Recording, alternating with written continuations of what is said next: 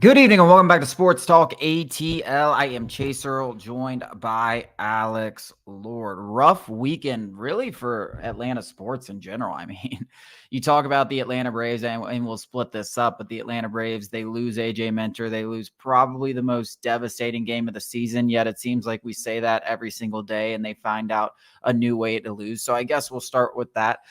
They blow this game 8-2. Luke Jackson comes in. It's even 8-4. They're down to a point where they just need one out, right? There's two outs, nobody on base. You got a 4-run lead, and the Rockies string together, 5-6 hits. They end up taking the lead. They win the game. And what's funny, it's almost comical because I actually turned this game off. And I didn't find out until like 2 hours after the game that they had lost it because I wasn't on social media. I just figured the game was a win. Spencer Swellenbach pitched well. Jorge Soler stayed hot. The offense looked competent. I was like, all right, decent weekend. You take 2 out of 3 against a bad team, and then all of a sudden you don't take 2 out of 3. You lose 2 out of 3. Yet somehow the Braves make up ground in the NL East and the wild card race. But it's still looking bleak because teams like the Cardinals and the Giants who we play a 4-game set with this week to open this week, all of a sudden that has huge playoff implications as they're just a game and a half. The Cardinals are just a game and a half back. The Mets are a half game back. Even teams like the Cubs and Reds who look like they were out of it. It seems like nobody, when it comes to the Mets, Braves, Phillies, nobody wants to be in the playoffs. They're all like, please, just take it away. And the fact that the Braves are 7.5 games back in the division almost feels laughable. It feels like they should be 50 games back. It feels like they shouldn't be in a postseason spot. This is a team that's played well under 500 baseball. I think 7 games under 500 since late April. They've just not been a good baseball team. They're one of the worst offensive teams. They did have a good offensive weekend, but nothing feels like it's going right. And then on top of that, AJ Minter goes back on the IL. His velocity's been down. Hasn't looked like the same guy. Hip inflammation, same injury he suffered from early in the season. So it just. I like the amount of like positive spin you can put on the Braves season is kind of, there's none, right? The only thing that you can say if you're trying to look things positive is everything's in front of them. You know, they still have a half-game lead. If they somehow play decent baseball and get in there, they have a shot. But other than that, there's no positive spin you can really put on anything. The pitching staff looks a little bit worse. Injuries, it's just bad right now. Yeah, this team has not played complimentary baseball over a 2-week stretch the entire season. I don't even know if they played complimentary baseball over a week straight. They're consistently inconsistent. Typically it's been the offense that's let them down this season, but like you said, the pitching staff has really faltered as of late. Now you could blame whatever you want to blame, but those are the facts. I mean, nobody's forcing Brian Snitker to throw Luke Jackson out there. And then, Joe Jimenez comes in and doesn't get the job done. So, it's one facet after another that lets this team down. One picks the other up. And then the other one, whether it's the rotation or the bullpen or the lineup, falters late. And, that's just been the song and dance of this season. A season from hell, because AJ Minter is down. I counted it, and I may have even missed some guys, but there's 9 all-star caliber players. Some of them are obviously all-stars. Some of them haven't made them, like Michael Harris is obviously an all-star caliber player. 9 different all-star caliber players have spent extensive time on the injured list for the Braves this year. Now, obviously, more is going into the Braves losing or not winning consistently than just injuries. Like I said, there's been, shortcomings from guys like Matt Olson. But it's just one thing after another. I think the biggest thing that has stood in the Braves' way is the inability to build any momentum. When you think they finally have it, something like this, where you're like, we have it locked up, we take 2 of 3 from one of the worst teams in baseball, and then something like this.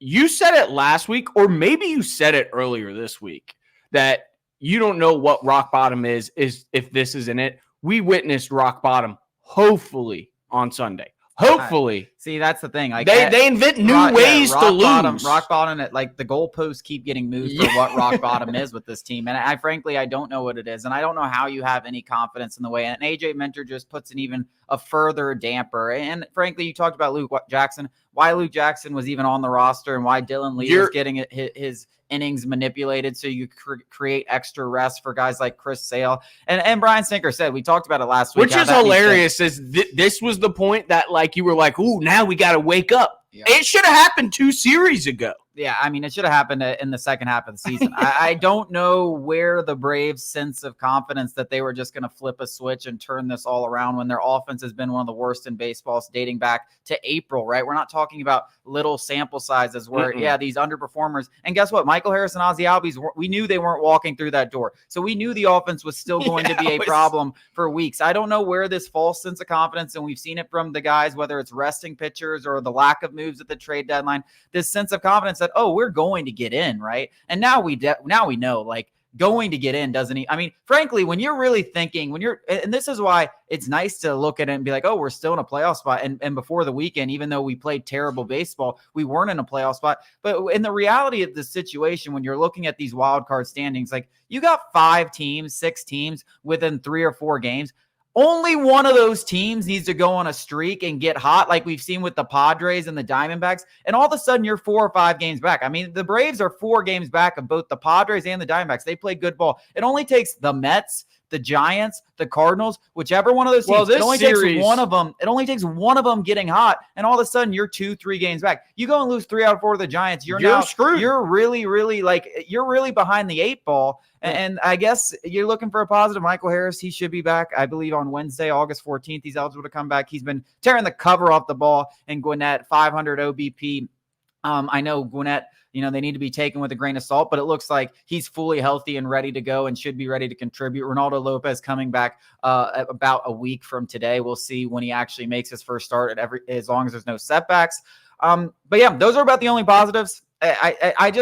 I've lost confidence in this team, and I think most Braves fans have, and there's no reason to believe that they're going to really flip the kind of switch they need, because I'm telling you, 500 ball is not going to get it done. Well, they're going to have to play above 500 ball the rest of the way to make the playoffs. They're going to have to. It was at the trade deadline. And now more than ever, the strategy is hopes and prayers at this point.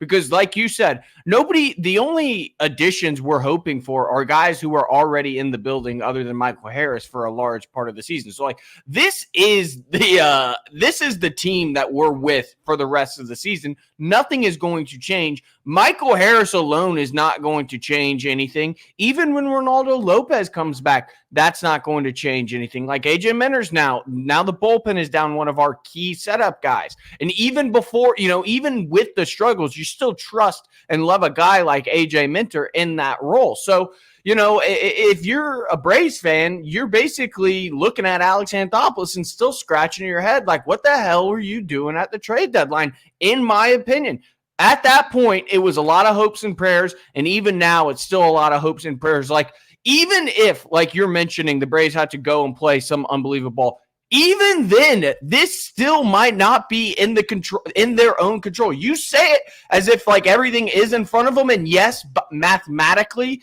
like how many games are left? Yes, it is very much in their control. I don't really know if that's true after watching this baseball team for 4 months. Like, is it in their control, really? I think we're just hoping that everyone else sucks and maybe we go on a little bit of a run at the end.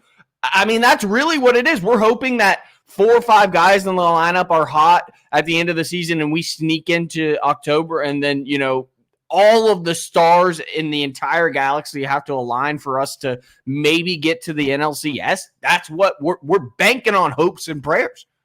I mean, you're banking on the fact that baseball is a crapshoot. That's really what you're banking on. That's hopes and prayers to me. But that's not hopes and prayers, because baseball is a crapshoot. Like, we've seen it. It is a crapshoot, but like I would be sick to my stomach, because you're going to be right, where like we sneak in barely over 500, end up, winning a couple of series. And it's like, this team has no business belonging in this position. And though it can happen, I'd be sick to my stomach, because some people would be vindicated in the fact that they're defending Alex Anthopoulos and his work at the trade deadline, or Brian Snicker and the way he's managing this team. I don't think anyone's going to really be vindicated unless they win the World Series by that, because I just feel like that's... No, I mean, you win the World Series, I don't care. You can be vindicated. I mean, you're going to be vindicated. You win the World Series. But if you fall short, you end up being a bat short. You're going to be like, damn, I wish we had just done a little bit more. You end up missing the postseason. Obviously, we're going to have these conversations. But, yeah, I don't think you're vindicated unless you win a World Series, because the expectations, like, coming into the season, what was the saying? It was World Series or bust. And just because the injuries are here